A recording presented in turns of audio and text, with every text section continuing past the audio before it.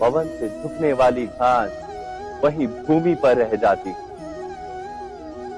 अर्थात धर्म संकट से यदि हम संकट को ही टाल दें, सुख तो मिलता है, जीवन बढ़ता है, किंतु क्या चरित्र नहीं टूटता? क्या आत्मा दरिद्र नहीं हो जाती? क्या ईश्वर से अंतर नहीं हो जाता? स्वयं विचार किए। दो व्यक्ति जब निकट आते हैं तो एक दूसरे के लिए सीमाएं और मर्यादाएं निर्मित करने का प्रयत्न अवश्य करते हैं। हम यदि सारे संबंधों पर विचार करें तो देखेंगे कि इन सारे संबंधों का आधार यही सीमाएं हैं जो हम दूसरों के लिए निर्मित करते हैं। और यदि अनजाने में भी कोई अन्य व्यक्ति इन सीमाओं को तोड़ता है तो उसी क्षण हमारा हृदय क्रोध से भर जाता है। इन सीमाओं का वास्तविक रूप क्या है? क्या हमने कभी विचार किया? सीमाओं के द्वारा हम दूसरे व्यक्ति को निर्णय करने की अनुमति नहीं देते, अपना निर्णय उस व्यक्ति पर थोपते, अर्थात किसी की स्वतंत्रता का अस्वीकार करते हैं। और जब स्वतंत्रता का अस्वीकार किया जाता है तो उसका हृदय दुख से भर जाता है। और जब वो सीमाओं को तोड़ता है तो हमारा हृदय क्रोध से भर जाता है। क्या ऐसा नहीं होता?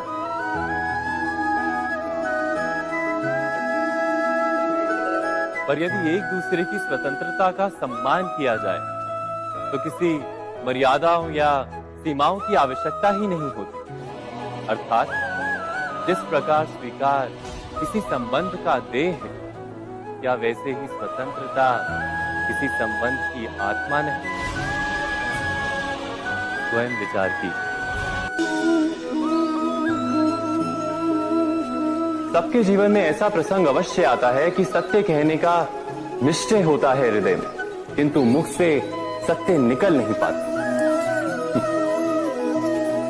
कोई भय मन को घेर लेता है। किसी घटना अथवा प्रसंग के बारे में बात करना या फिर स्वयं से कोई भूल हो जाए उसके बारे में कुछ बोलना, क्या ये सत्य है? नहीं, ये तो केवल तथ्य है। अर्थात जैसा हुआ था वैसा केवल बोल देना सामान्य सी बात है। किंतु कभी कभी उस तथ्य को बोलते हुए भी भय लगता है।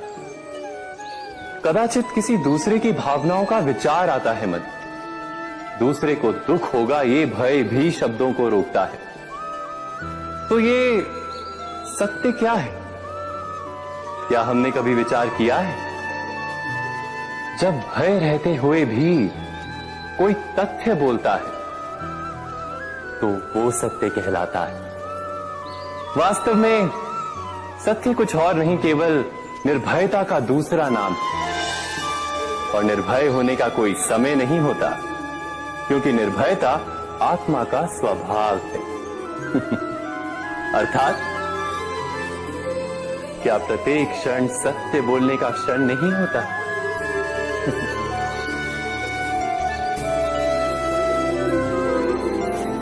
स्वयं विचार कीजिए।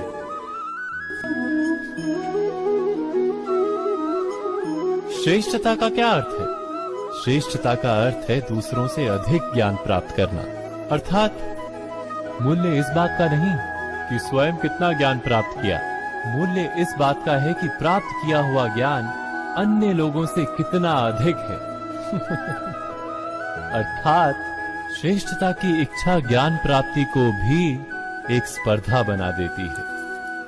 और स्पर्धा में विजय अंतिम कब होती है?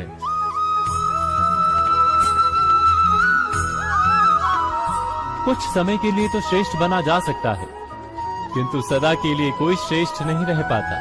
फिर वही असंतोष, पीड़ा और संघर्ष जन्म लेता है। किंतु श्रेष्ठ बनने के बदले यदि उत्तम बनने का प्रयत्न करें तो क्या होगा? उत्तम का अर्थ है कि जितना प्राप्त करने योग्य है वो सब प्राप्त करना। किसी से अधिक पाने की इच्छा से नहीं, मात्र आत्मा की तृप्ति हेतु कुछ प्राप्त करना। उत्तम के मार्ग पर किसी अन्य से स्पर्धा नहीं होती, स्वयं अपने आप से स्पर्धा होती है। अर्थात उत्तम बनने का प्रयत्न करने वाले को देर अबेर सारा ज्ञान प्राप्त हो जाता है, बिना प्रयत्न के ही वो श्रेष्ठ बन जाता है।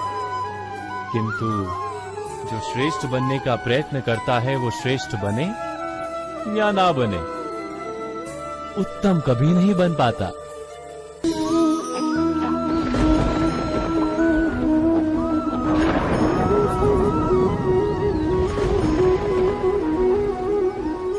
सपनों और पूर्वाभासों के आधार पर हम भविष्य के सुख दुख की कल्पना करते हैं। भविष्य के दुख का कारण दूर करने के लिए हम आज योजना बनाते हैं। किंतु कल के संकट को आज निर्मूल करने से हमें लाभ मिलता है या हानि पहुंचती है, ये प्रश्न हम कभी नहीं करते। सत्य तो ये है कि संकट और उसका निवारण साथ जनते हैं, व्यक्ति के लिए भी और सृष्टि के लिए भी।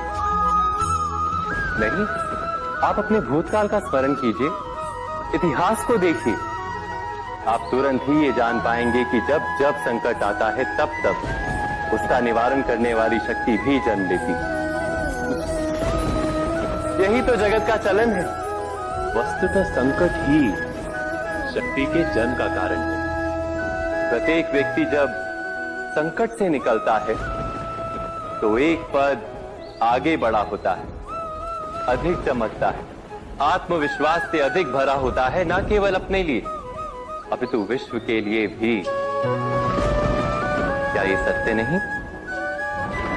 वास्तव में संकट का जन्म है एक अवसर का जन्म, अपने आप को बदलने का, अपने विचारों को ऊंचाई पर करने का अवसर, अपनी आत्मा को बलवान और ज्ञान मंडित बनाने का अवसर। जो ये कर पाता है उसे कोई संकट नहीं होता, किंतु जो ये नहीं कर पाता